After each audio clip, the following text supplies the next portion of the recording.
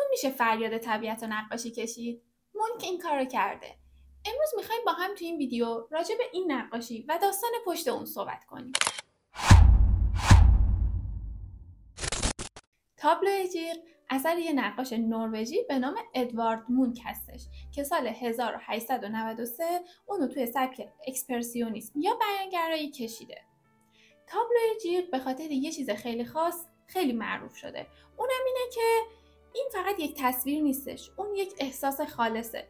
مونک با این نقاشی نشون داده که آدم وقتی که تنهاست دنیا چطور به نظر میرسه. این نقاشی که اسمش جیغ هستش تبدیل شده به نماد اضطراب، ترس و تنهایی ما آدم‌ها. ماجرای پشت این نقاشی از این قراره که یه روز مونک با 2 از دوستاش غروب بوده، داشته توی اسلو قدم میزده. خودش توی دفترچه خاطراتش اینطوری نوشته: خورشید داشت غروب میکرد. آسمون یه رنگ قرمز خونین گرفته بود. من وایسادم، خسته و کمی مریض بودم. حس کردم طبیعت دور و برم داره جیغ میکشه. من ایستاده بودم و گوش میدادم. همین حس عجیب و ترسناکی که مونک اون لحظه تجربه کرده تبدیل شده به الهام اصلی این نقاشی. اون شخصی که وسط تابلو داره جیغ میکشه بیشتر از اینکه مونک یا یه شخص خاص باشه میتونه هر آدمی باشه که یک روزی از فشار دنیا و اون ترس درونی دوست داشته که فریاد بزنه. جالبتر اینه که این خطای موجداری که توی نقاشی هستش نشون میده که انگار طبیعتاً با اون همصدا شدن و همه با هم دارن فریاد میزنن. حالا بیاین با هم یکم ریزتر نقاشی رو نگاه کنیم و ببینیم توی نقاشی چه خبره. اول از همه آسمون قرمز و موجدار. آسمون با خطای کج و معوج و موجدار با رنگ تند و تیزش قشنگ به ما میخوان احساس ناامنی و اضطراب رو برسونن. همون حسمون. حالا اون آدم وسط نقاشی. یه آدم پریشون با دهان باز دستشو گذاشته رو گوشاش و داره فریاد میزنه. و جنسیت نداره. نه زنه نه مرده. اون میتونه هر کسی باشه. میتونه مونک باشه، میتونه من باشم، میتونه شما باشیم. میتونه هر آدمی باشه که یه روز از ته دلش ترسیده و میخواسته به خاطر اون ترس درونی و اضطرابی که داشته فقط فریاد بکشه. اون دهان باز و چشمای وحشت زده همش نماد اون ترس و اضطرابیه که شاید ما یه روز تو زندگیمون تجربه کردیم. پس زمینه این نقاشی رو هم وقتی نگاه میکنیم پر از خطوط درهم برهم و تیره و تار و آشفته است و نماد همون آشفتگی ذهنیه که مونک میخواسته به ما منتقل بکنه. و اما اون 2 آدمی که در انتهای نقاشی هستن خیلی عادی دارن راه میرن، انگار نه انگار که اتفاقی افتاده و به اون آدمی که وسط تابلو داره جیغ میکشه خیلی بی‌توجهن. دقیقاً نماد آدمایی هستن که شاید حتی وقتی که ما کلی اضطراب داریم، کلی احساس ترس و تنهایی داریم، اونا حتی متوجهش نمیشن و خیلی راحت دارن به روزمره خودشون ادامه میدن. یه موضوع جالب راجع به نقاشی جیغ اینه که فقط از اون 1 دونه تابلو نیستش. از اون چند تا نسخه توی دنیا وجود داره که هر کدوم با یک تکنیک خاص کشیده شدن. اولین نسخه سال 1893 هستش که مونک اونو با تکنیک پاستل روی مقوا کشیده و الان توی موزه ملی نروژ نگهداری میشه. همون سال مونک یه نسخه دیگه از این نقاشی میکشه. تکنیک اون تمپرا و پاستل روی مقوا هستش. ولی رنگ بندی و حس و حالش با اون نسخه اولیه یکم متفاوته و الان توی موزه مونک توی اسلو نگهداری میشه. نسخه سوم نسخه سال 1895 هستش که با تکنیک پاستل روی مقوا کشیده شده. این نسخه خیلی نسخه خاصیه به خاطر اینکه این همون نسخه‌ایه که سال 2012 توی حراجی سوتبیز نیویورک به قیمت 120 میلیون دلار فروخته شد و رکورد جدیدی رو برای گرانترین اثر هنری فروخته شده توی یک حراج عمومی ثبت کردش.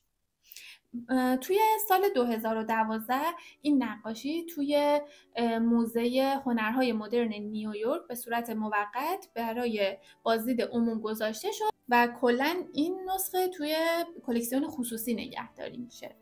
و نسخه بعدی نسخه سال 1910 هستش که مونک اونو چند سال بعد از نمونه های قبلی کشیده و اون رو با تکنیک تمپرا روی مقوا کشید و الان توی موزه مونک توی اسلو نگهداری میشه. مونک اومده چند تا دیگه از این نقاشی رو با تکنیک لیتوگرافی که میشه چاپ دستی سیاه و سفید کشیده و توی دنیا پخش شده. به همین دلیله که تابلو جیغ اینقدر توی دنیا معروفه و همه میشناسنش.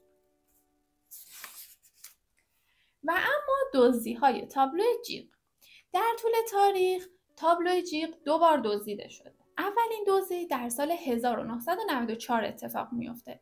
2 مرد به وسیله نردبان وارد موزه ملی نروژ میشن و در کمتر از 50 ثانیه تابلو رو میدزدن و یک یادداشت هم با این مضمون که با تشکر از امنیت ضعیف روی دیوار نصب میکنن و از موزه خارج میشن. این سرقت در آستانه آغاز بازی‌های المپیک در لیلهامر رخ داد، وقتی که تمام توجه پلیس و رسانه‌ها به المپیک بودش. بعد از این سرقت پلیس نروژ تحقیقات رو شروع میکنه، اما هیچ سرنخی از دزدا و یا باجگیری و اینا پیدا نمیکنه.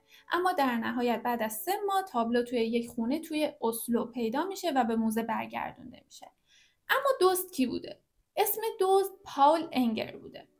پاول انگر یک فوتبالیست نروژی هستش.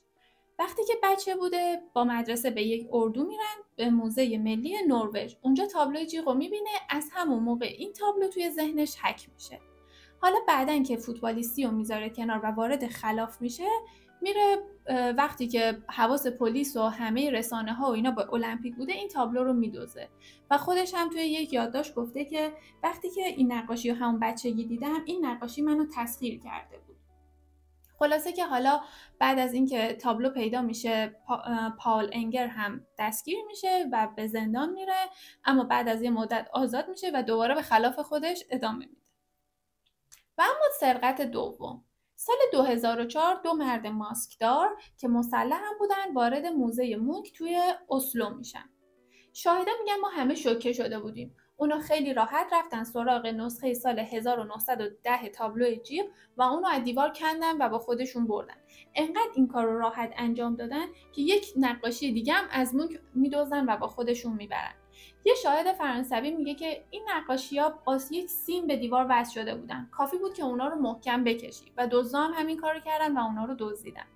و یک عکس هم یکی از آبرا از دزدای در حال فراری با تابلوها گرفته. و اما این تابلو 2 سال بعد در سال 2006 پیدا میشه و به موزه برگردونده میشه. یه داستان جالب راجع به تابلوی جیغ اینه که چند سال بعد از خلق نقاشی پژوهشگران متوجه شدن که روی قسمت بالای نسخه اصلی تابلو یک نوشته خیلی محو و مداد هستش. متنش به نروژی نوشته شده بوده و ترجمهش میشه که فقط میتونست کار یک دیوونه باشه. اول فکر میکردن کسی از روی دشمنی یا خرابکاری اینو نوشته، ولی با بررسی دستخط معلوم شد که خود ادوارد مونک این جمله رو روی اثرش نوشته بوده. اما چرا؟ وقتی مونک جیغ رو برای اولین بار نمایش داد، خیلیا گفتن این اثر نشون میده که نقاش سلامت روان نداره. منتقدان حتی مونک رو دیوانه خطاب میکردن. به نظر میاد اونم تو واکنش به این قضاوت‌ها با طنز یا عصبانیت این جمله رو روی نقاشی خودش نوشته. خلاصه که جیغ فقط یه نقاشی نیستش. اون نماد اضطراب و استرس انسان مدرنه. وقتی که مونک در اواخر قرن 19 توی اروپا این نقاشی رو کشید، فقط تجربه شخصی خودش رو نشون نداد، بلکه اضطراب جامعه دوران انقلاب صنعتی رو هم توی نقاشی بازتاب کرده. اون زمان که شهرها شلوغ، پرهیاهو شده بودن و انسان داشت با فشارهای جدیدی روبرو میشد و داشت احساس تنهایی میکرد. مونک همه اینا رو با هم توی این نقاشی به تصویر کشیده. این تابلو تأثیر زیادی روی هنر قرن 20 مخصوصاً جنبش اکسپرسیونیسم گذاشته. اون تبدیل شده به یک نماد فرهنگی و پاپ آرت. از ایموجی معروف جیغ گرفته تا کلی فیلم و تبلیغات. تابلو جیغ انگار همه جا هست و هنوزم پیامش ملموسه. اون صدای درونی همه ماهاست وقتی که دنیا داره بیرحمانه تغییر میکنه. آیا شما تا حالا این احساس مونک رو تجربه کردین؟ برام همراه با نظراتون توی کامنت ها بنویسید. تا ویدیو بعدی و داستان شاهکار دیگه، بای بای!